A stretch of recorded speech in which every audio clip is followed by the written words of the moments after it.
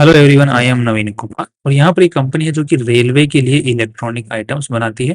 Company का जो नाम है वो है एमवी इलेक्ट्रो सिस्टम्स। इस कंपनी का आईपीओ आने वाला है 30 जुलाई से 3 अगस्त के बीच में। 425 का इन्होंने अपना प्राइस सेट किया है और 1160 करोड़ रुपए की वैल्यू लगा रहे हैं। 290 करोड़ रुपए टोटल उठा रही है। कंपनी सारे पैसे जो उठा रही है वो सारे कंपनी के पास में ही जा रहे हैं। यहाँ पर प्रमोटर्स अपना स्टेक सेल नहीं कर रहे हैं। नेक्स्ट, यहाँ पर जो प्रमोटर्स हैं उनके पास में आफ्टर द आईपीओ 58% मालिकाना हक रह जाने वाला है। नेक्स्ट, कंपनी जो पैसे उठा रही है उनका करने क्या वाली है, तो ये बोल रहे हैं कि हमारे पास में जो ऑलरेडी वर्किंग कैपिटल रिक्वायरमेंट है लॉन्ग टर्म वाली, उसको हम पैसा डालना चाहते हैं। दैट मीन्स कि कंपनी प्रोजेक्ट कंप्लीट करने के लिए उसमें पैसा झोंकना चाहती है। कैश फ्लो की प्रॉब्लम कंपनी को हो सकती है, जो कि हम लोग आगे चेक करने वाले हैं। दूसरा, कंपनी बोल रही है कि हम लोग इन्वेस्टमेंट एंड रिसर्च में खर्च करने वाले हैं, तो इनोवेटिव नए प्रोडक्ट्स डिजाइन करने के लिए। That's again fine. कंपनी की बैलेंस शीट की अगर हम लोग बात करते हैं तो यहाँ पर देखने को मिल रहा है कि टोटल जो बैलेंस शीट की साइज है that is around 47 crore rupees. बहुत ही छोटी बैलेंस शीट की साइज है। नेक्स्ट, यहाँ पर जो उसमें भी अगर देखा जाए तो जो इन्वेस्टर्स का पैसा है दैट इज अराउंड 47 करोड़ नहीं, 145 करोड़ रुपीस। बिकॉज वो सिर्फ और सिर्फ नॉन करंट एसेट्स वाले साइड है। तो 145 करोड़ रुपीस की टोटल बैलेंस शीट की साइज है, जिसमें से अगर इन्वेस्टर्स का पैसा देखा जाए तो 62 करोड़ रुपीस है। और उसके बाद में अगर देखा जाए तो लोन जो है कंपनी ने पिछले साल के मुकाबले उठाया है ज्यादा। और साथ में वर्किंग कैपिटल के लिए जो लोन है कंपनी ने वो भी उठाया हुआ है। दैट मीन्स कि कंपनी को दिक्कत कहीं ना कहीं वर्किंग कैपिटल में आ तो रही है। और यहाँ पर जो पैसा है वो भी रोक रखा है, ट्रेड्स पेएबल भी इन्होंने बढ़ा रखा है।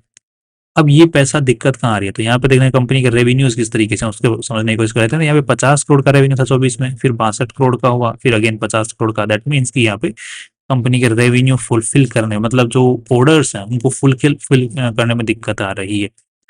अब उसके पीछे रीजन क्या है, तो कंपनी का एक चीज देख लेते हैं, ट्रेड रिसीवेबल्स। अब ध्यान से देखना, मैंने शुरू में बताया कंपनी रेलवे के लिए इलेक्ट्रॉनिक प्रोडक्ट्स बनाती है, इलेक्ट्रॉनिक आइटम्स बनाती है।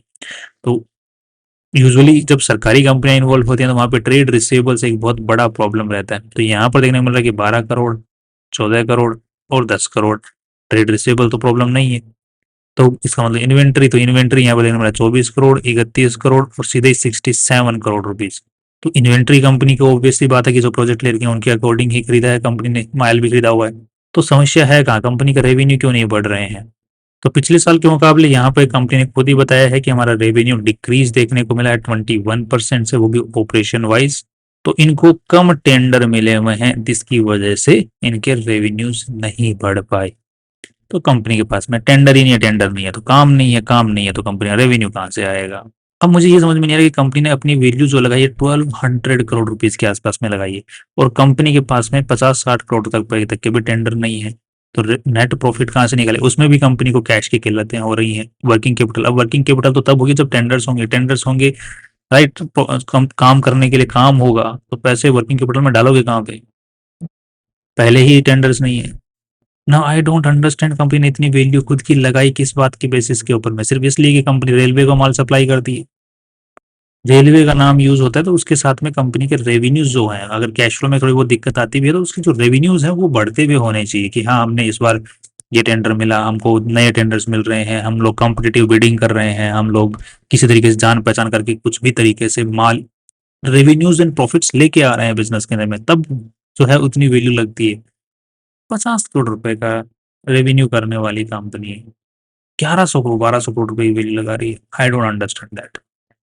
अब इसके आगे इस कंपनी के बारे में और रिसर्च करना, आई थिंक क्या ही रिसर्च करें। बाकी अगर आज के दिन इस कंपनी की हवा की बात करें, किस तरीके हवा बन रही है, तो आज के दिन 25% पॉजिटिव में हवा बन रही है। I don't know how. दूसरा, चलो कंपनी जितना भी काम कर रही है 40 करोड़ का, 50 करोड़ का, 60 करोड़ का, वट एवर, तो उसमें प्रॉफिट कमा रही होगी। नहीं, इस साल कंपनी ने 13 करोड़ रुपए नेगेटिव में प्रॉफिट जारी किया हुआ है। मुझे तो अभी तक ये समझ में नहीं आ रहा है कि मेन बोर्ड सेक्टर के अंदर में कंपनी का आईपीओ आ रहा है, कौन सी भांग का नशा फूक करके इनके जो लीड मैनेजर्स हैं उन्होंने इस कंपनी की 1200 करोड़ रुपए की वैल्यू लगाई। ऑब्वियसली मार्केट अच्छी वैल्यू देता है जो कंपनियां रेलवे को, सरकारी कंपनियों को सप्लाई देते हैं प्रोडक्ट्स को। Come on. So final view from my side is I am not positive in the listing short term and the long term of the company as of the numbers we have as of today. That's all. See you tomorrow.